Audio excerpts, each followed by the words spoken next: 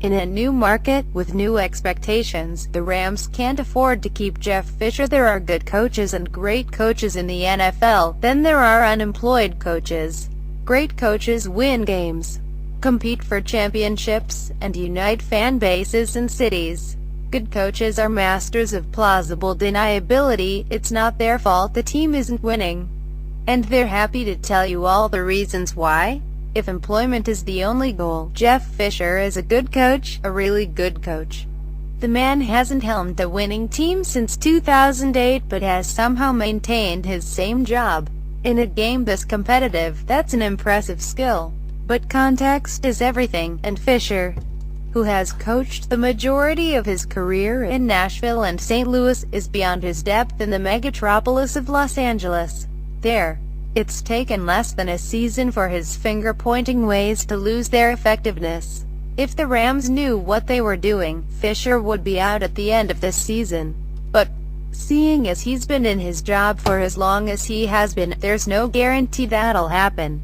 The Rams locked up their 10th straight losing season Sunday with an embarrassing, well, maybe not for the Rams, 42-14 home loss to the Falcons. For any other franchise, Sunday might be considered a recent or even all-time low. But the Rams haven't posted a winning season since 2003. This is par for the course. With the loss Sunday, Fisher tied the NFL record for most losses by a coach in league history. Fisher has been in charge of a non-winning season in 15 of his 21 full seasons as head coach, and the best the Rams could do this year is finish 7-9. Cue the HBO clip. Fisher has tried everything to deflect the blame away from him, but in a new, massive media market, nothing is working. The Rams, even with Aaron Donald and Todd Gurley, are an excruciating football team to watch. So if you're talking about the team, you're talking about its historically bad head coach. When you add in the drama that Fisher has brought upon himself, it makes for wonderful drama in a market where you just that to sell. The Rams are truly Los Angeles team now. In St. Louis, Fisher could get away with his look over there tactics. No one noticed that his agent is his boss father or asked too many questions when Fisher claimed he didn't have enough good players to coach. St. Louis is a wonderful city with plenty going for it, including 2 other professional teams, but in many ways, it needed the NFL franchise. It made the town a major market, and you don't want to bite the hand that feeds. But clearly Los Angeles doesn't need the NFL. Its status has been completely unaffected by the addition of the Rams, and Fisher underestimated his influence over the local media there. There probably weren't too many times where former players were speaking out against the St. Louis Rams, but when Eric Dickerson started calling for Fisher's job in Los Angeles, the head coach made a fatal mistake and called up the Hall of Famer.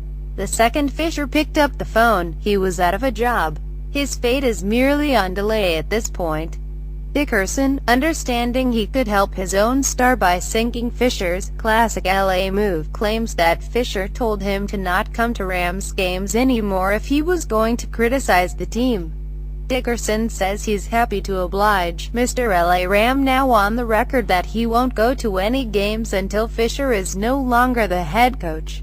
There was a way to track it all back, but Fisher has refused to admit culpability. Old habits die hard, and so he's been attacked on everything and everything since then. A notoriously soft LA media keeps handing him shovels to dig himself a deeper hole, all for a few yucks. Yeah, LA doesn't need the Rams. Fisher has tried to throw everyone he can under the bus for the Rams' failures, including Trey Mason, who had a mental breakdown this past offseason, and Stedman Bailey, who was shot in the head.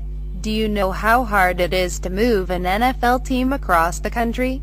If you don't, Jeff Fisher would be happy to tell you. Truth be told, many of the problems are not Fisher's fault. General manager Les Snead botched one of the most lopsided trades in NFL history. The Rams never fully capitalized on the RG3 trade with Washington, only to make the same mistake in reverse by selling half a dozen picks to land Jared Goff. But the Rams are a laughingstock in their new market, and Fisher is the butt of the joke. and with the Chargers on their way to Los Angeles, the Rams are going to have to show the Southland they mean business. The easiest possible way to do that is to fire the losingest coach in NFL history. It's a sad story. Fisher is a Southern California guy who was thrilled to come home and coach his childhood team. But if he is done, and if the Rams have an ounce of competency, it'll be his own hubris that's responsible. For once, he'll only have himself to blame.